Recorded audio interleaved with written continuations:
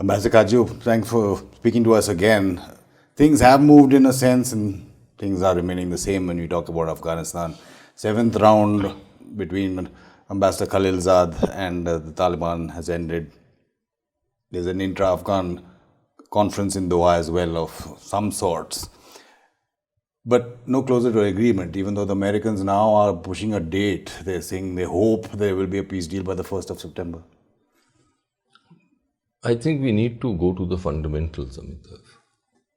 America's interest is in ensuring that Afghanistan doesn't become a base for any terrorist group to conduct operations against American interests. That has been their basic objective ever since 9/11. The Taliban, on the other hand, want the Americans to leave Afghanistan.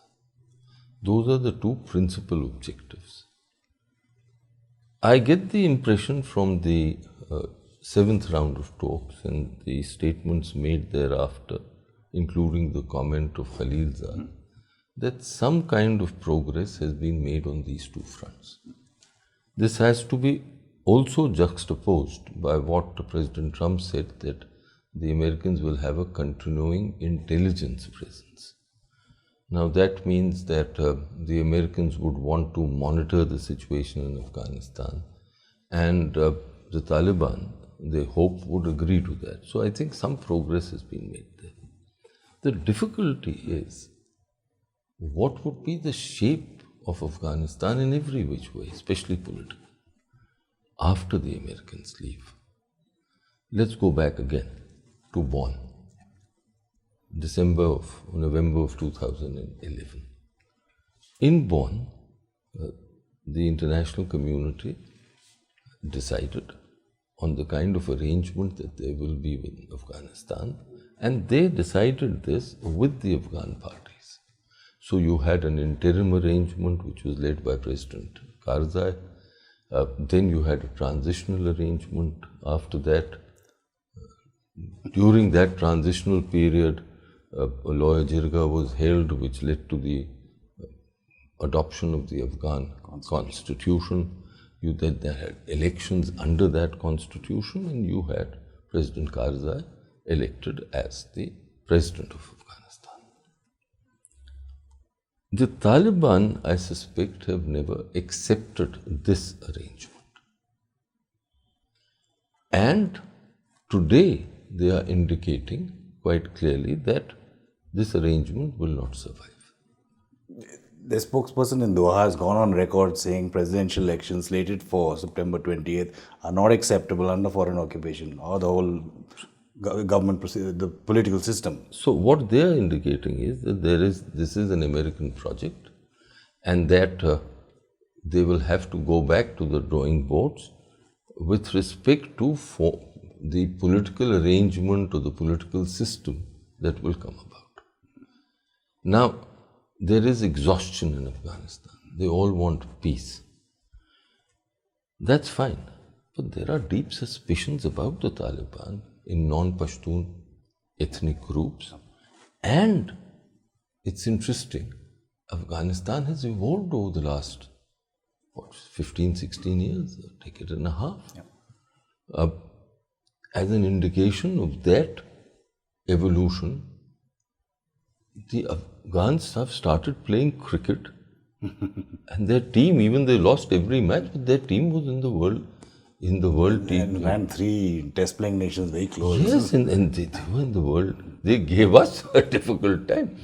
Now, if you permit me this, when I reached Afghanistan in 2002 March, I think some months thereafter, a gentleman came to see me and he asked for cricket kits. I was baffled. I said, cricket kits? Since when have Afghans started playing cricket? So he laughed. He said, he told me that there had been a number of youngsters who had grown up in Pakistan and they were all gung-ho on cricket. And he said that some of them are very good. So that is an indication of the evolution that's taken place in Afghanistan. This is what fills me with some kind of pessimism. Apprehension also? Apprehension too, because if it was a question of modifying the present Afghan Republican constitution and injecting certain caveats in it or certain new features, then that was one thing. But I don't think that the Taliban any mood of that. Because and this is where I think the Americans' diplomatic negotiating strategy has been absurd. The government that is there under the constitution has been sidelined. Today, the Taliban are there in an intra-Afghan dialogue as a group. And everyone else is there in his or her individual capacity. The intra-Afghan talks that finally took place with the Taliban again was on their terms. They said you will only come on a personal capacity, even though there were key members of the Ghani government there.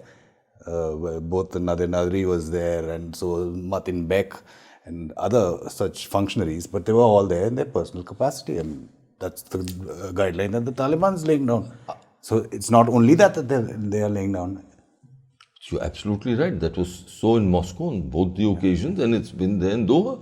So today, they have occupied the place in the intra-Afghan dialogue, what should be legitimately The state or the government. Of the state or the government.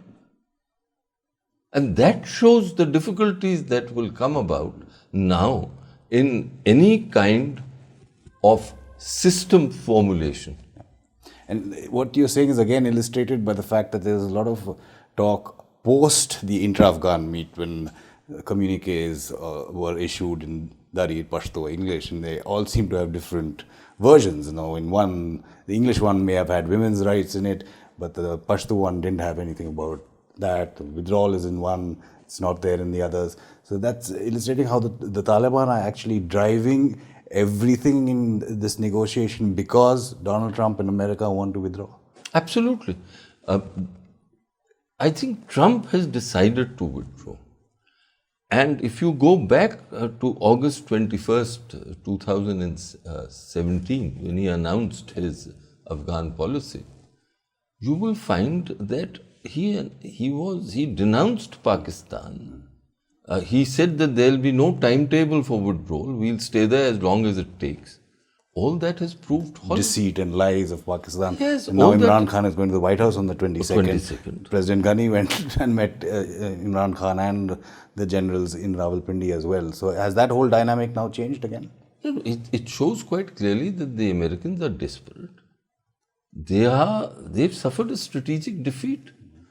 And I don't think it will be an exaggeration if I say that at the moment the terms of a surrender are being negotiated. I mean, surrender within inverted commas. Quite clearly, a superpower doesn't lose in the way a faction loses or a small country may get defeated in an interstate war. But the fact is that they've accepted defeat because at the end of almost 18 years of fighting, which has cost them almost 2,500 lives, $1 trillion in treasure, the same group is back. But that brings me to this point that the Americans, and I've said this on your channel earlier, the Americans have never really had problems with the Taliban. And that is why they want these assurances. Now, my last point here, that as part of this negotiation, the future of Afghanistan is blurred because we don't know what system will come. And the Taliban are not accepting a ceasefire. Yeah. The other two pillars of the talks, these apprehensions, do they go as far as saying that the clock could wind back to the early 1990s and the situation in Afghanistan? Look, at the moment there is a political center of sorts. It's very weak. It's frayed, but it's there. There's a core in Kabul that holds the Afghan security forces. If that core goes, then what will happen to the Afghan security forces? I've always believed that the political future of Afghanistan is vitally connected with the integrity of the security forces. And if the political core disappears or melts, then the unity of the forces will be very, very deeply impaired. Ambassador, again, when you look at Zalmay Khalilzad and his first visit is to Beijing, to China after the talks in Doha before he goes back to brief his leaders. Regionally, Iran can also play a spoiler considering what's happening with the US and Tehran currently. Where does India fit in regionally into all of this? Look, India is popular in Afghanistan. Our assistance program is certainly the most popular of all programs. India is looked upon as a friend. But India's role in what is transpiring today in respect of peacemaking is peripheral.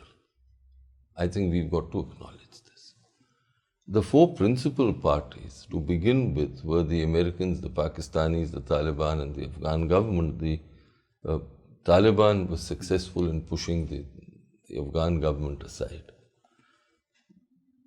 The Pakistanis are there because of their support for the Taliban and because they can create mayhem in Afghanistan, and the Americans know that they need the Pakistanis to play a role.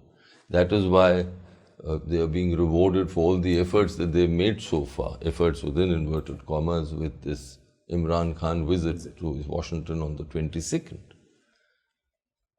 India, I believe, needs to have its channels of communication open with all groups, which I think it has. In this context, I think our channel of communication with the Taliban should be established and be open. We should be open. The whole world is talking to them. Sure. What do we gain by ignoring them?